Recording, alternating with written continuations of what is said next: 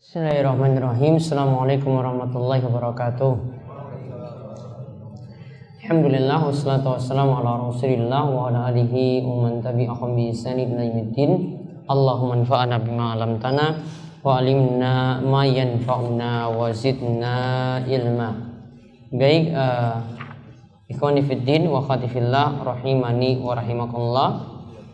Di kesempatan pada Isya ini kita kembali melanjutkan pembahasan akidah dari kitab Lum'atul I'tiqad karya Imam Ibnu Qudamah Al-Maqdisi.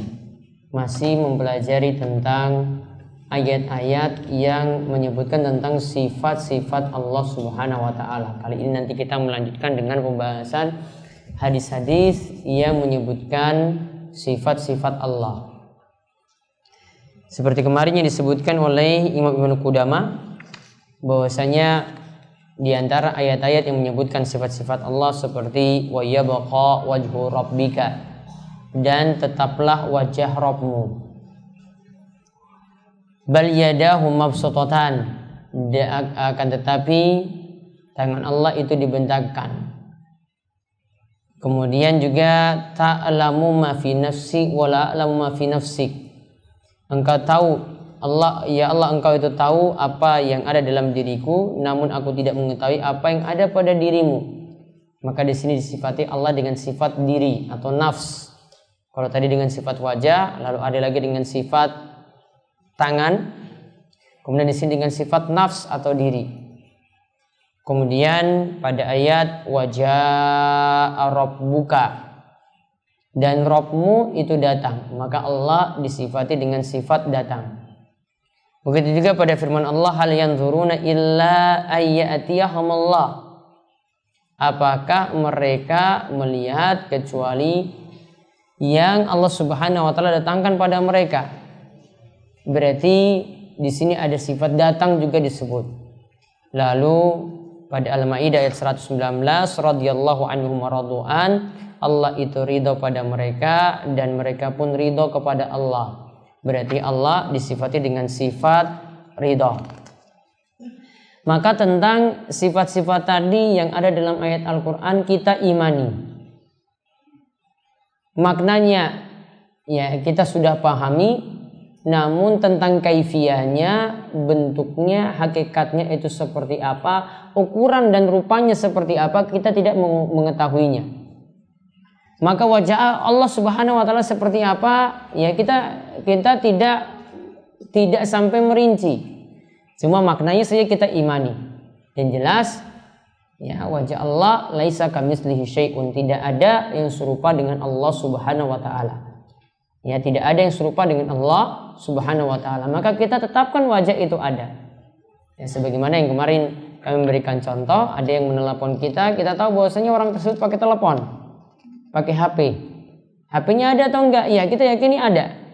Bentuknya seperti apa, rupanya seperti apa, kita tidak bisa gambarkan karena kita tidak bisa melihat langsung. Ya, maka mengimani sifat juga seperti itu adanya. Dan sekarang kita lihat apa yang dikatakan oleh Ibnu Qudamah selanjutnya. Ya, setelah ada lagi sifat ridha, ada lagi sifat cinta, ada lagi sifat ghadab, ada lagi sifat sakhat, ada lagi sifat kariha, Allah itu benci. Kemudian tentang hadis-hadis yang membicarakan tentang sifat-sifat Allah Subhanahu wa taala. Yaitu disebutkan dalam hadis wa minas sunnati qaulun Nabi sallallahu alaihi wasallam, dan di dalam hadis yang menyebutkan tentang sifat-sifat Allah yaitu sabda Nabi sallallahu alaihi wasallam yang pertama, yanzilu rabbuna tabaraka wa ta'ala kulla lailatin ila sama'id dunya. Rabb kita yaitu Allah tabaraka wa ta'ala turun setiap malamnya. Kulla lailatin, setiap malamnya, ila ke sama'id dunya, ke langit dunia. Jadi Rabb kita yaitu Allah setiap malamnya turun ke langit dunia. Maka di sini dijelaskan tentang sifat nuzul. Di sini dijelaskan tentang sifat Allah yaitu nuzul. Yaitu nuzul di sini artinya turun.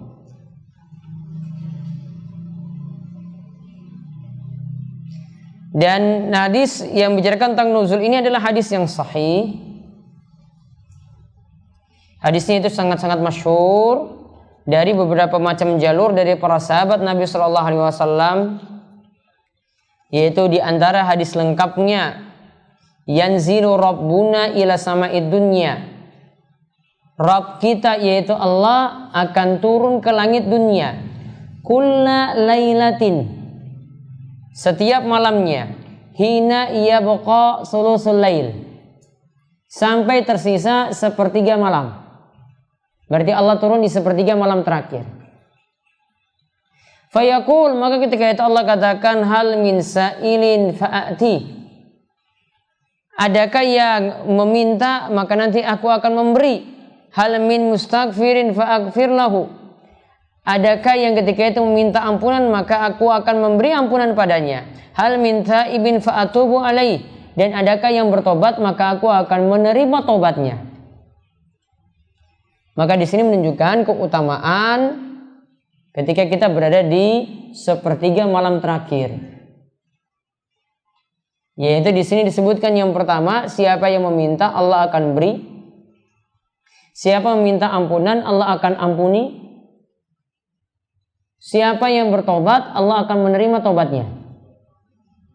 Siapa yang bertobat Allah akan menerima tobatnya. Oleh karena itu kita disunahkan memanfaatkan momen atau waktu tersebut, yaitu di sepertiga malam yang terakhir, yaitu bangun, kemudian kita itu tahajud, meminta ampunan dan berdoa kepada Allah Subhanahu wa Ta'ala. Dan ingat, hadis ini adalah hadis yang sahih, yang maknanya tadi kita terima. Maknanya kita terima tanpa kita tanyakan tentang bentuk atau rupanya atau cara Allah itu turun.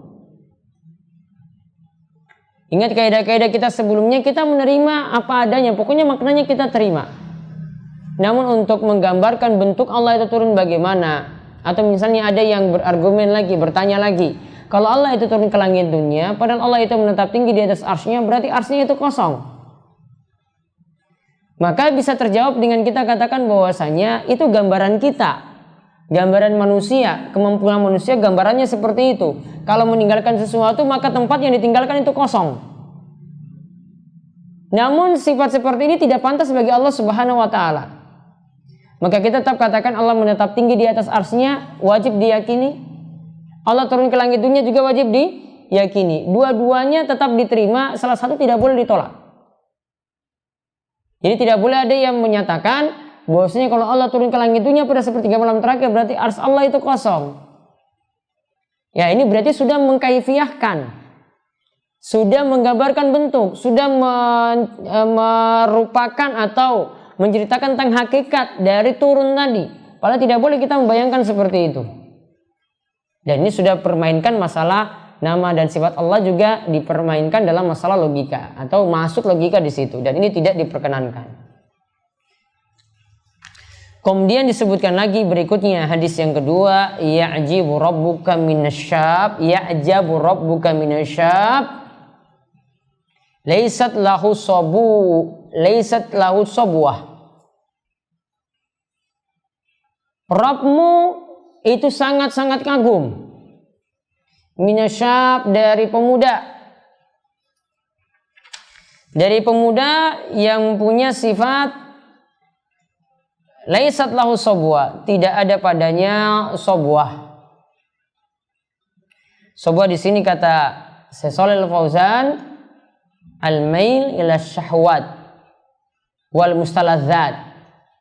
Itu tidak ada kecenderungan punya syahwat yang tinggi.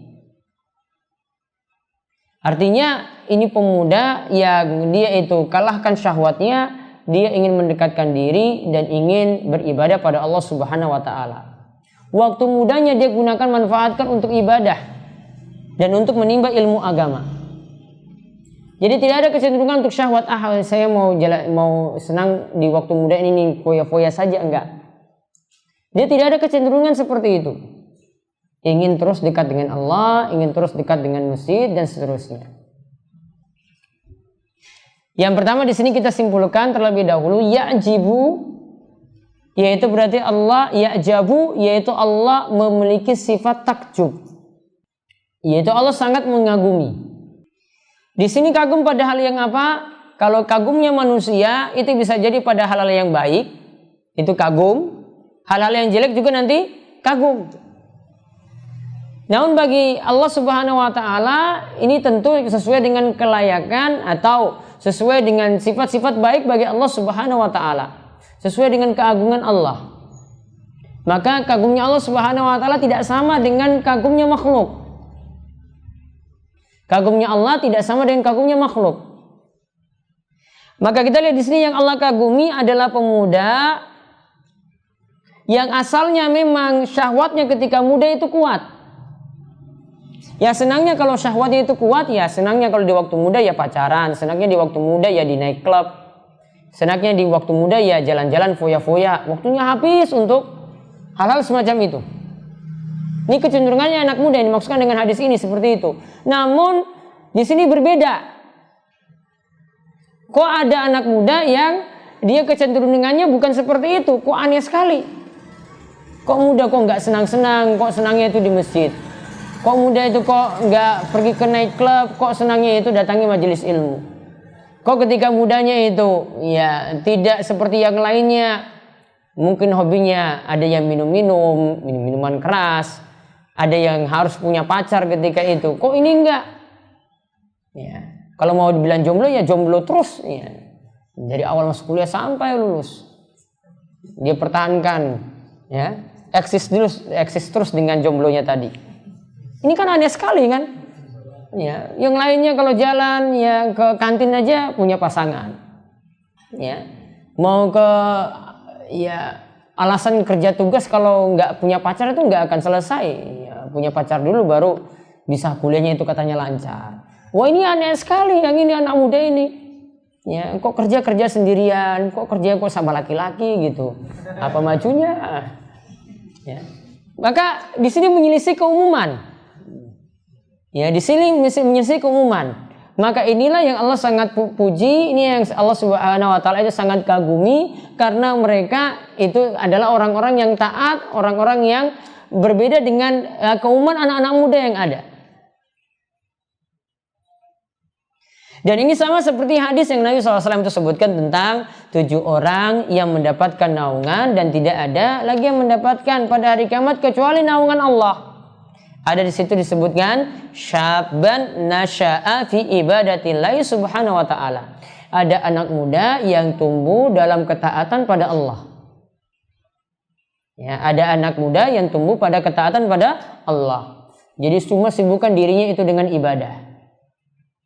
Ya, ini yang ada dalam majelis ilmu. Kalau lihat di dalam majelis ilmu, ya itu cuma sedikit dari anak-anak UGM, anak-anak UNY yang begitu banyak.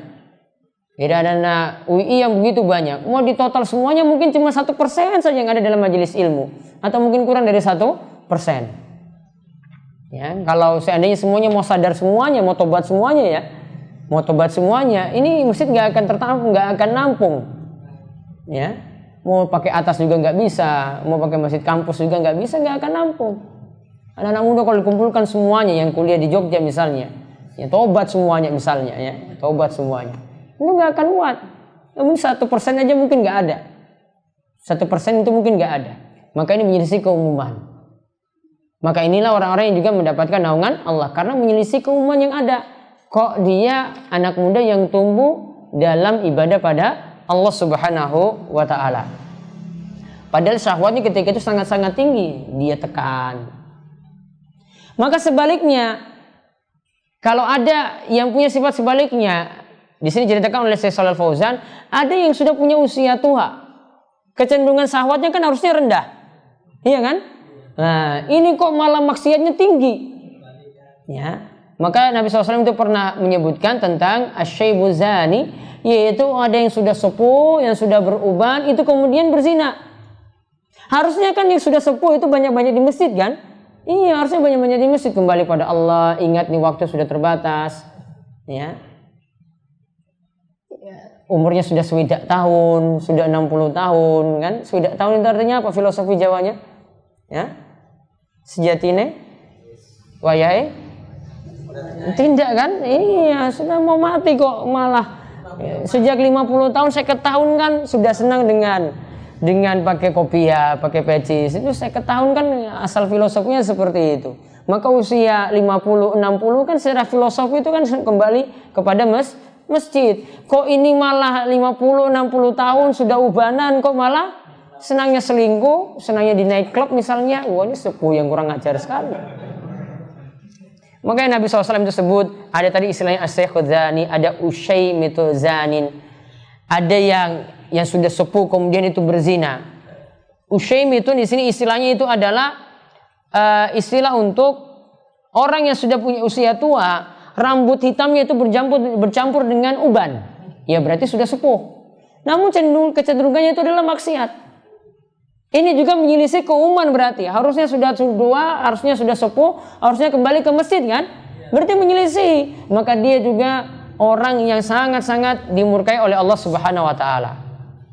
Dia disebutkan dalam hadis ini, Allah tidak akan mengajak bicara padanya pada hari kiamat, Allah tidak akan menyucikannya, wala yanzuru ilaihim, dan Allah tidak akan memandangnya pada hari kiamat. Kenapa demikian? Wong dia menyelisih keumuman. Harusnya 50-60 tahun itu orang-orang yang sudah banyak ke masjid. Ya, dan kita tahu, kita maklumi sendiri kalau di desa-desa, di kampung-kampung yang ke masjid siapa? Yang sepuh-sepuh, yang tua-tua, yang muda-muda itu nggak ada. Ya, kecuali kalau di sekitar kampus ini, sekitar UGM, nah itu baru ada. Sekitar kos-kosan itu baru ada. Namun kalau di kampung-kampung yang di masjid yang lain yang nggak ada mahasiswa lah. Itu kan yang sepuh semuanya. Ya, sepuh-sepuh aja yang ada, nggak ada yang muda-muda. Maka dia menyelisih keumuman. Maka juga jadi orang yang kena ancaman yang berat pula. Ya, maka kesimpulannya tadi ini tentang sifat kagum dari Allah Subhanahu wa taala. Kemudian sifat yang terakhir yang disebutkan dalam Lemhatul I'tiqad dari hadis adalah sabda Nabi SAW, yadhaqallahu ila rajulaini qatala ahaduhuma al-akhar summa yadkhulanil jannah. Yaitu kata Nabi SAW, yadhaqallah, Allah itu tertawa. Ila rajulaini, pada dua orang. Yang satu bunuh yang lain, yaqtulu ahadumal akhar, yang satu bunuh yang lain, malah dua-duanya masuk surga. Yang satu bunuh yang lain, yang bunuh dan yang dibunuh dua-duanya masuk surga. Ceritanya ini kata Shalal Fauzan, ceritanya yang satu yang bunuh ini orang kafir, membunuh orang mukmin, orang beriman. Ketika perang, orang beriman mati syahid, iya kan? Mati syahid. Kemudian orang kafir ini kemudian bertobat, masuk Islam.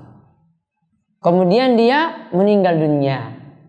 Ya, meninggal dunia dalam keadaan beriman juga berarti masuk surga. Itulah yang dikatakan oleh Nabi SAW. Ya, Allah itu tertawa, lihat ada dua orang, yang satu bunuh yang lain, malah dua-duanya itu masuk surga. Berarti di sini kita simpulkan Allah memiliki sifat yadhaq, tertawa. Tertawa bagaimana di sini? Ya, kita tidak bisa sifatkan seperti kita tertawa ketika lihat orang lawak, nggak bisa. Itu sifatnya manusia. Manusia kalau tertawanya nggak bisa ditahan-tahan, tertawa terus. Wah, ini nggak bisa disifati pada Allah Subhanahu wa taala. Bagaimana tertawanya Allah? Laisa kamitslihi syai'un, tidak ada yang serupa dengan Allah Subhanahu wa taala. Nggak bisa digambarkan kaifiahnya seperti apa, wujudnya bagaimana, bentuknya seperti apa, rupanya seperti apa, tidak bisa kita wujudkan. Tidak bisa kita deskripsikan, tidak bisa kita gambarkan. Cuma kita bisa tetapkan maknanya. Kita yakin Allah punya sifat tertawa. Maka setelah itu Ibnu Qudamah mengatakan fahadza wa ma asbahahu mimma sahha sanaduhu. Inilah hadis, ya.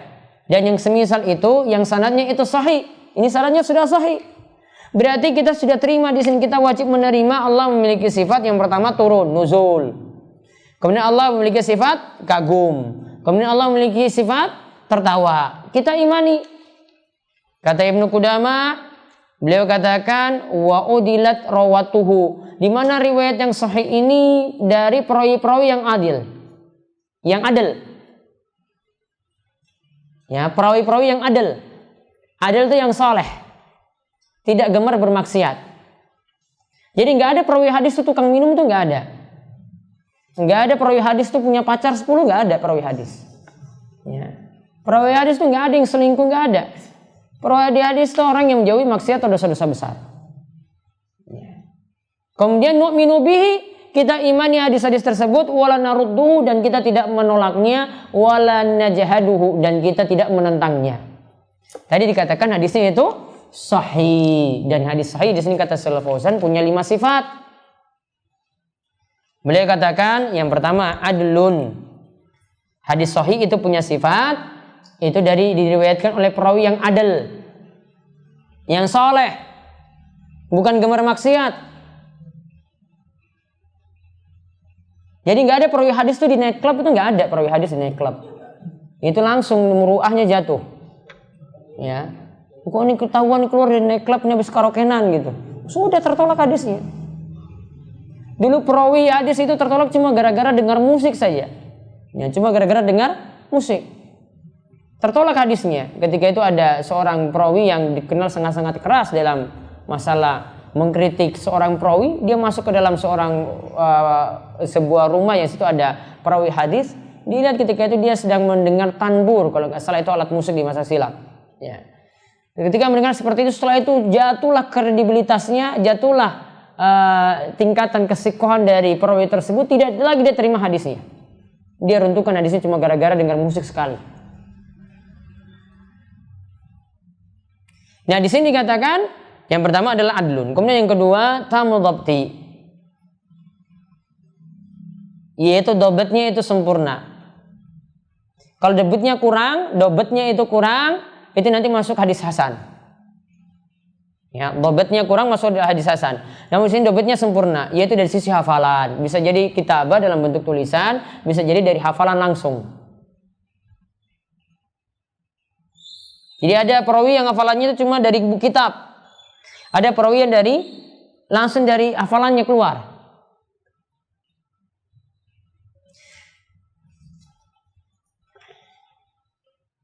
Dan di sini yang ketiga, an mislihi min bidayati sanadi ila nihayatihi, yaitu bersambung dari awal sanad sampai ujungnya. Bersambung dari awal sanad sampai ujungnya. Jadi semua diriwayatkan oleh perawi yang adil, yang dhabat dari awal sampai ujung. Yaitu dari penulis kitab sampai sahabat. Namun kalau sifat sahabat itu selalu adil, soleh semuanya, tidak ada yang gugur dari para sahabat dari sisi keadilan. Kemudian yang keempat, ma'as salamati minasyujuz, selamat dari syadz, SYADZ, yaitu menyelisih perawi yang lebih kuat.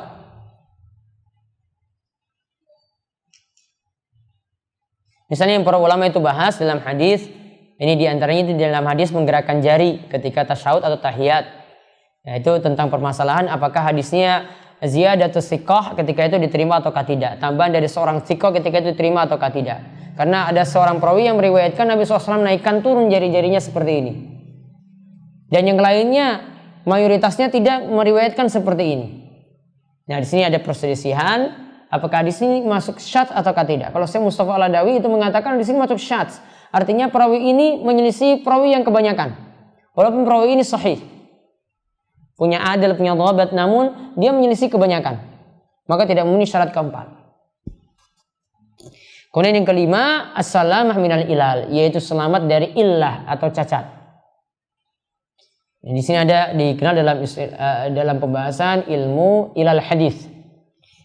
Saya catat dalam masalah hadis, dan ini yang lebih berat untuk yang kelima. Nah, jika hadis itu sahih, maka kata Syekh Shalal Fauzan, jika hadis itu sahih dalam membicarakan nama dan sifat Allah Subhanahu wa taala, fa innahu yajibul iman wa i'tiqadu bih. Yaitu wajib itu diimani dan kita yakini. Di sini kata beliau, ya, meskipun hadisnya itu mutawatir, termasuk juga hadis itu ahad. Ingat, ahad itu lawan dari mutawatir. Kalau mutawatir diriwayatkan oleh perawi yang banyak. Kemudian kalau ahad itu lawan dari mutawatir, berarti tidak banyak. Bisa jadi 1, bisa jadi 2, bisa jadi 3. Maka meskipun sedikit perawinya tetap diterima kalau hadisnya itu sahih. Ini tidak seperti keyakinan sebagian kalangan yang meyakini bahwasanya kalau hadisnya ahad tidak boleh dipakai dalam masalah akidah. Kalau hadisnya ahad tidak boleh dipakai dalam masalah akidah. Ini seperti keyakinan Mu'tazilah.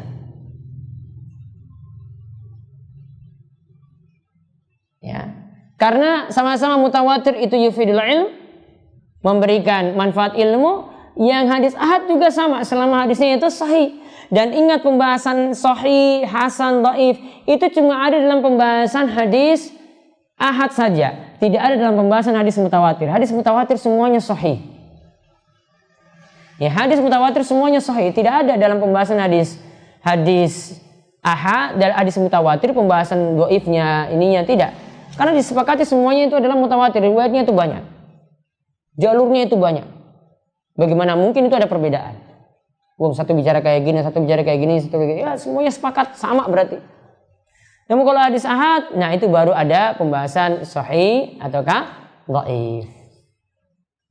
Maka di sini ditegaskan lagi, baik hadisnya mutawatir maupun hadisnya itu ahad, baik mencakup nama dan sifat Allah pembahasan kita, mencakup tentang azab kubur, siksa kubur, mencakup tentang kejadian-kejadian pada hari kiamat, semua kita imani. Tidak seperti kata Soleh katakan di sini, jangan seperti orang-orang yang sesat yang mengatakan bahwasanya khobar ahad walaupun itu sahih cuma sifatnya itu zon saja, yufidul zon, tidak yufidul ilm. Cuma menimbulkan manfaat sangkaan saja. Tidak sampai pada derajat ilmu.